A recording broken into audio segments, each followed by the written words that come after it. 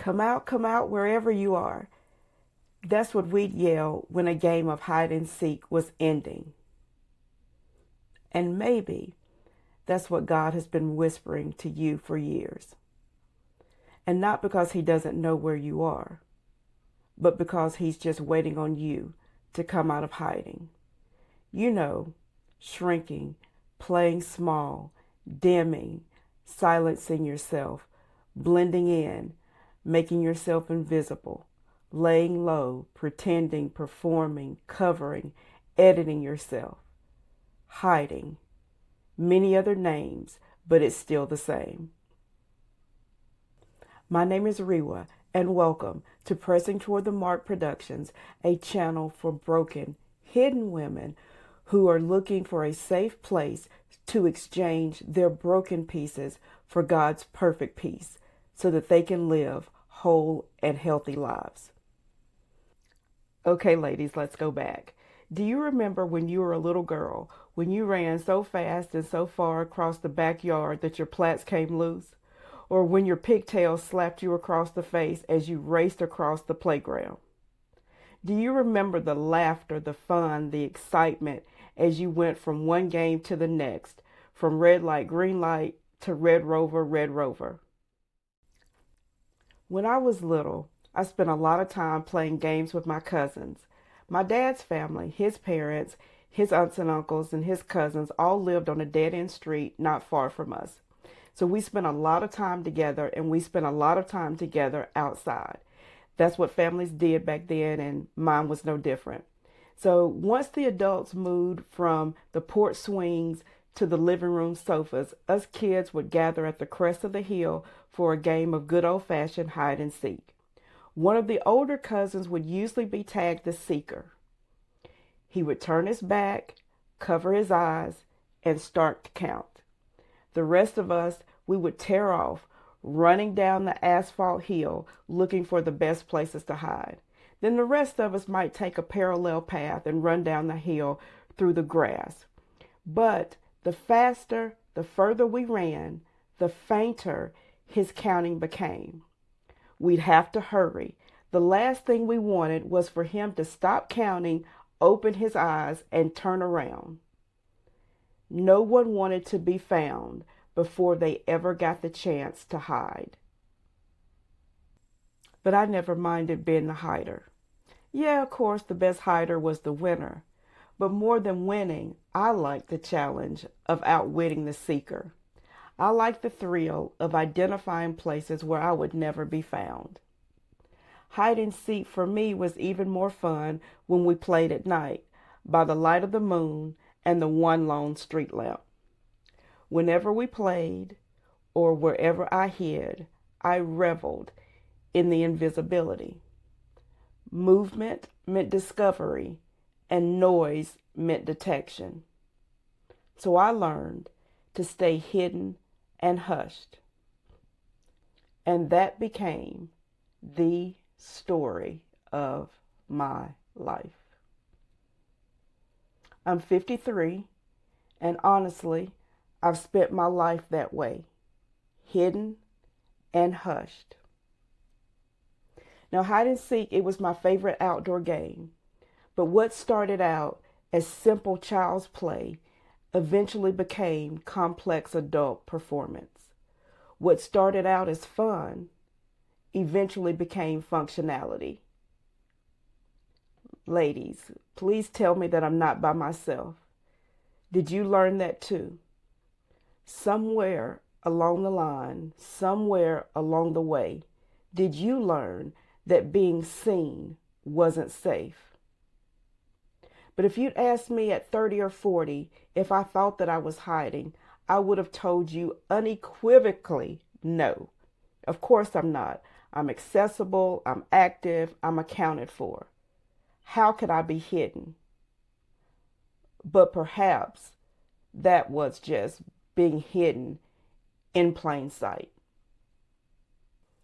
And then, about 8 years ago, God gave me a vision for Red Press Communications. It would be a communications platform for women that would tell the good news of the gospel through stories. The problem with that was that it would require publicity. That meant showing my face, speaking my feelings, sharing my faith. The vision was going to require that I reveal myself. It was going to require that I be seen. So I said, no, God, I can't do that. Maybe you can relate because maybe God has asked you to do something too that requires you to step out, that requires you to be seen. But for me, I just couldn't do it because I was an introvert, because I was quiet, because I didn't like attention. So every time God called, I challenged. I can't do it. I'm an introvert. I'm quiet. I don't like attention. But then after a couple of years, not only was I called out, I was confronted. My pastor and mentor was facilitating a communications masterclass. During it, he spoke specifically to the introvert, to the one who doesn't like attention, to the quiet one. I sat there stunned. I could not believe it. He was using the exact words with the group that I had been using with God. The exact words. And then he said, God is waiting on you to come out. God is waiting on you to use your words. He didn't know it, of course, but my pastor had spoken directly to me. Then his assistant followed up with the scriptures, Genesis 3, verses 9 and 10. Then the Lord God called to Adam and said to him, "Where are you?" So he said, "I heard your voice in the garden, and I was afraid because I was naked, and I hid myself."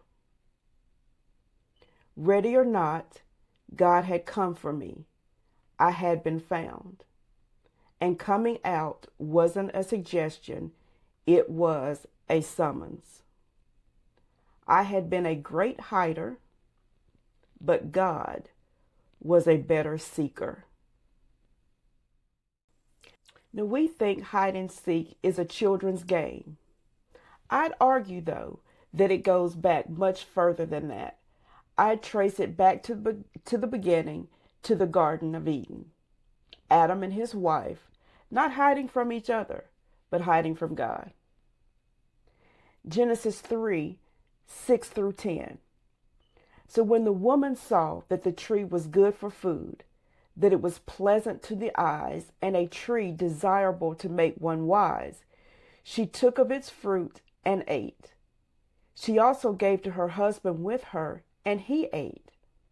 Then the eyes of both of them were opened, and they knew that they were naked, and they sewed fig leaves together and made themselves coverings. And they heard the sound of the Lord God walking in the garden in the cool of the day. And Adam and his wife hid themselves from the presence of the Lord God among the trees of the garden. Then the Lord God called to Adam and said to him, "Where are you?" So he said, "I heard your voice in the garden, and I was afraid because I was naked, and I hid myself." Adam and Eve were now exposed to themselves. Once their eyes were opened, they no longer saw themselves or each other in the image of the God that had created them. Now, when God created mankind, he said that their creation was not only good, but very good. Genesis 2:25 says that Adam and his wife were both naked and felt no shame. But by Genesis 3:7, Adam and his wife sought to, in their own efforts, cover and hide what had been a very good creation. They were now ashamed of what God had been proud of. We may not sew fig leaves anymore, but there are other things pulled from our environments that we cover ourselves with. Same method, different materials. So now the question is, how are we covering the shame of our nakedness? Is it with the past? Are you letting old versions of yourself speak louder than who you're becoming? Have you allowed one chapter of your life to define your entire story? Are you afraid people will find out who you used to be? The past, is it your fig leaf? Or pain? Sometimes we become so acquainted with it that we can't even imagine letting it go. We've carried it for so long that the thought of letting it go feels like self-betrayal, like losing parts of ourselves. Has hurt become your identity? Pain, is it your fig leaf? Be right, be first, be best. Don't make mistakes. Don't let them see you sweat. Don't be visible until you're flawless. Perfection, is it your fig leaf? We live in hustle culture. We stay in grind mode. We equate productivity with worth and value. The more I do, the better I am. But what if God is inviting us to relationship that isn't about labor, but about love? Performance. Is it your fig leaf? The disc, the Myers-Briggs. We love them, don't we? I'm an introvert, INFP, you're an extrovert, Enneagram 5, blue, gold, whatever. Personality assessments. They're good descriptors, not so much definers. Personality. Is it your fig leaf? And let's be honest, ladies. Some of us avoid mirrors. We are uncomfortable with the way that we look. Too tall, too short, too much weight, not enough, too fair-skinned, too dark. Some hide behind their beauty, but there are others of us who hide because we don't feel beautiful enough. Physicality. Is it your fig leaf? Is it people? Who are you when no one needs you? Who are you when you're not taking care of others? Who are you when you're not validated through others? People. Is it your fig leaf? Looking back, I had been hiding after all. As a student, I never raised my hand in class. Unless the teacher called on me, I never answered the question or added to the discussion. I had laid low. And then when I became a professional, I never applied for positions or volunteered for assignments that required me to be out front. I had played small. Yes, I was introverted.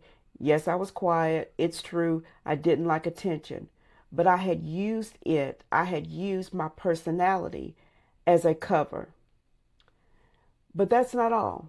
I'd also hidden because I didn't look like most women in my small southern town. I stood out when I would have rather have blended in. Physicality, that was a cover for me too. As strange as it sounds, I had a fear of being seen. But that fear, at its essence, was based on believing things about myself that God had never said. I believed that I believed that my presence was too much for some spaces and not enough for others. Anytime that you listen to a voice, anytime that you believe anything other than what God says, you'll cover yourself. You'll hide. Sometimes that hiding is playing small, crouching behind a version of yourself that others won't find intimidating. But then other times that hiding is playing big, crouching behind a version of yourself that others won't find inferior. But covering, that's what happens when you're ashamed of what you see. And hiding, that's what happens when you're afraid that other people will see it too. You know, We don't play hide and seek by ourselves. There's always more than one of us playing the game, more than one of us hiding. Sis, are you one of us? Perhaps you've run out of road. You may feel like your life has reached a dead end, like you've run out of hiding places. You're tired of playing. The game has gone on for so long, too long.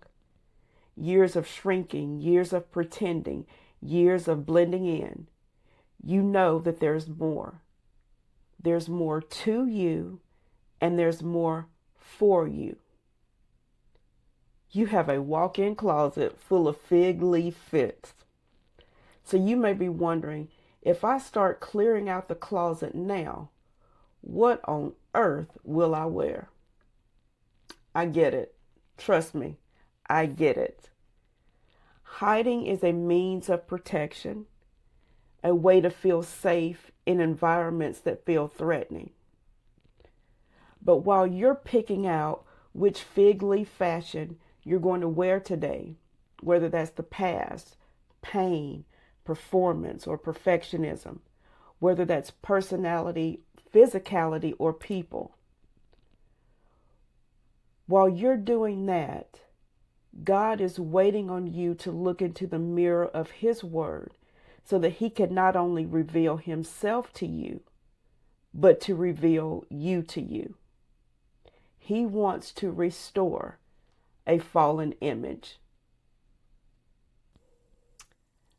Some fig leaves, some counterfeit coverings are wounds that God desperately wants to heal. Others are actually wirings and His workmanship that He's designed to use.